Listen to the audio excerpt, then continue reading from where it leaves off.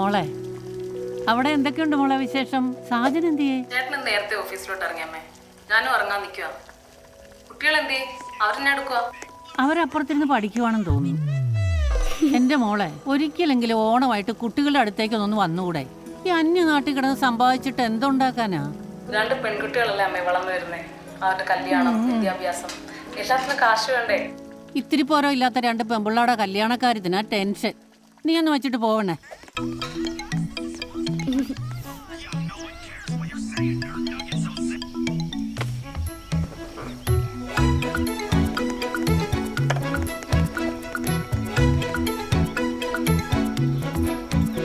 മണിക്കൂർ ഇത് കുത്തിക്കൊണ്ടിരിക്കാതെ വല്ലതും പോയി പഠിച്ചൂടെ? ഓണപരീക്ഷയല്ലേ വരുന്നത്. അമ്മൂമ്മേ, ഈ എക്സാം ഒക്കെ എന്ത് ബോറിംഗാ. അമ്മൂമ്മേ, അമ്മൂമ്മയുടെ കാലത്തുണ്ടായിരുന്നു ഈ ഓണപരീക്ഷ? ഓണപരീക്ഷ മാത്രമല്ല, അതിനുശേഷമല്ലേ ഓണക്കളികള്, മാവേലിയുടെ വരവ്, അങ്ങനെ അങ്ങനെ എന്തല്ല.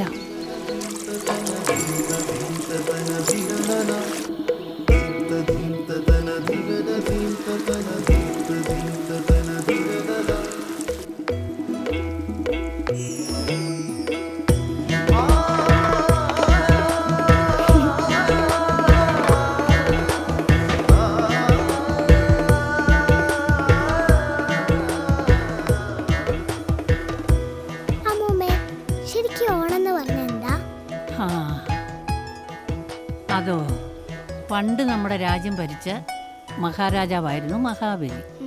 ജനങ്ങൾക്ക് വേണ്ടി തൻ്റെ ജീവിതം മാറ്റിവെച്ച ആളായിരുന്നു. ജനങ്ങളും തമ്പുരാനെ അത്രയധികം സ്നേഹിച്ചിരുന്നു. പക്ഷേ ജനങ്ങൾക്ക് അത്രയും നല്ലത് ചെയ്തിട്ടും ആ പാവത്തിനെ പാതാളത്തിലേക്ക് ചവിട്ടിത്താത്തി.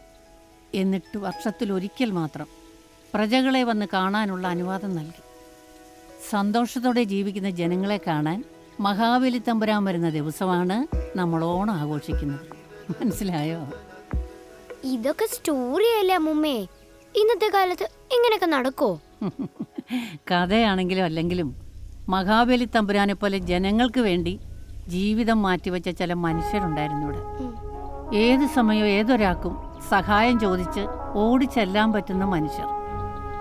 സ്വന്തം കാര്യം നോക്കാതെ നാടിനു വേണ്ടി മാത്രം ജീവിച്ചവരെ ജനങ്ങൾ കണ്ടിരുന്നത് ദൈവത്തിനൊപ്പമായിരുന്നു.